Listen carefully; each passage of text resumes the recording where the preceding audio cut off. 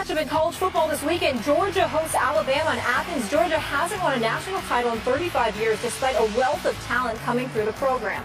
USA Today Sports profiled Georgia's program earlier this week in the perception that they hold themselves to a higher standard than the programs they annually face on the field, making it harder to compete with other powerhouse programs.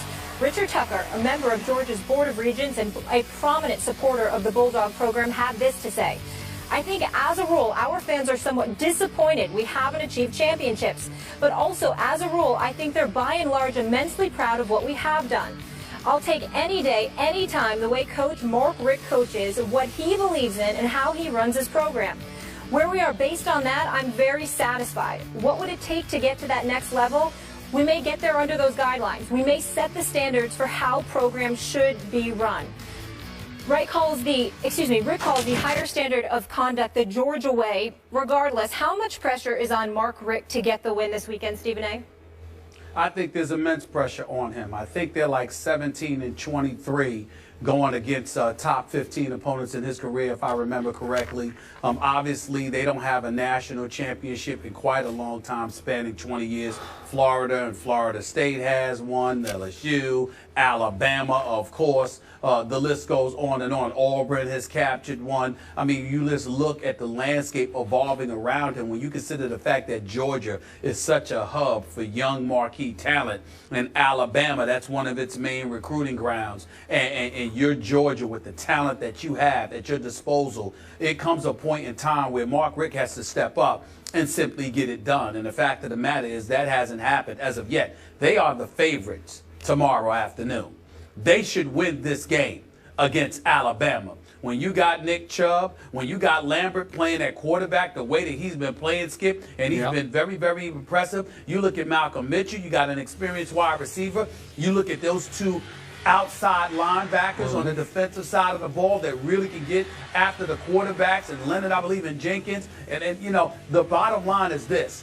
When I look at Georgia, there is no reason that they should lose this game.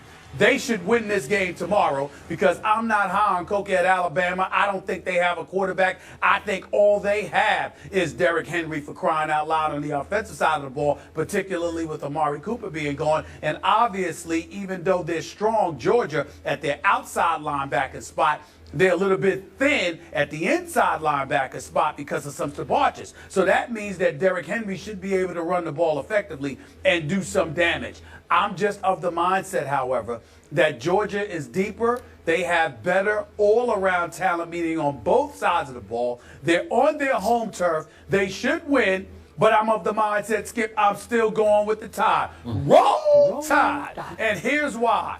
Because when I think about that article that y'all alluded to, you know what it hit me? You know where it hit me, Skip? I felt like Georgia was putting forth an ingrained excuse. In other words, we don't have this level of success because we try to do things the right way. We're the upstanding ones. And we're the one that, you know, with their Georgia-sponsored rule where we're talking about how players, you know, thrown out of a school for, you know, domestic violence or sexual assault, something like that, you don't get to transfer to another school within the SEC, and how the Pac-12 is considering that. The problem that I have with that, Skip, is that it doesn't speak to innocence or guilt. What it speaks to is that if you're even associated with such an allegation, you get thrown out of your school, then nobody should be allowed to pick you up. And that's what Georgia is trying to do, and, you know, they're proud of that, and that's fine. But in the end, what it comes down to is this. You're trying to use that as an excuse for not getting the job done when you are in a hub and marquee talent is coming your way, and you still have the talent to deliver the goods, and you have not done so. They should win tomorrow night. They really should. If I had to bet my money, it would be on them. But something tells me Alabama is going to win this game, because Georgia, led by Mark Richt, who seems to be a very nice man, by the way, simply finds a way to get in their own way. They find a way not to win big games. I agree. Last night, I tried to make a case for Georgia. I actually went to sleep last night thinking I'm going to pick Georgia, and I'm with you. it boils down to Nick Saban versus Mark Richt. I think I got to go with Nick Saban in this kind of a game of this magnitude. I was shocked this morning to realize Mark Richt is in his 15th season at Georgia. 15 years. And he has averaged 3.4 losses per those 14 years he's been there. Really? That's incomprehensible to me that a school that is that kind of a pipeline of talent to the NFL, yep. Right now they're tied for 4th of most NFL players, would allow that man to last that long, and he's a really good man. Good man with good, strong character and really foundation. nice I get all that. And they did have a Nick Marshall. They dismissed him, and he went to Auburn, had a good career, obviously. Zach Mettenberger, they dismissed. He went to LSU. That Jonathan Taylor, they dismissed, and for a brief while, he was at Alabama. We get that. But in the end, it's about wins and losses. And the best, he had one loss year. All the way back in 2002, they wound up finishing 3rd in the nation that year. Then they finished 2nd in the nation in 2007, having lost to South Carolina and at Tennessee during that regular season. So this is a big deal for Mark Richt. I could see where he would really be on the hot seat if they lose this game. If they win it, then they would have a shot to go ahead and win out. Then they would probably, I'm just guessing, have to play Ole Miss in the SEC championship game, and then we would see what would happen. But I still like Alabama. I thought Nick Saban made the mistake at Ole Miss. Remember what he did? He started Cooper Bateman, the backup, over Jake Coker. What are you doing, Nick? This is the best defense you're going to face all year, and you're throwing some kid cold in there? Why would you do that? I couldn't. That was mind-blowing to me. I think Jake Coker is a pretty good college quarterback, and I think he'll be pretty good against Grayson Lambert tomorrow. And I think that Alabama defense will just shut down Chubb.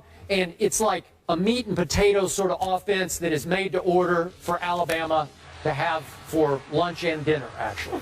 So, well, listen, you got Leonard Floyd, you got this kid Jenkins. They can make some noise. Skip, Georgia's got some dude, Dominique Sanders, who seems to be a playmaker. He's got 2 interceptions.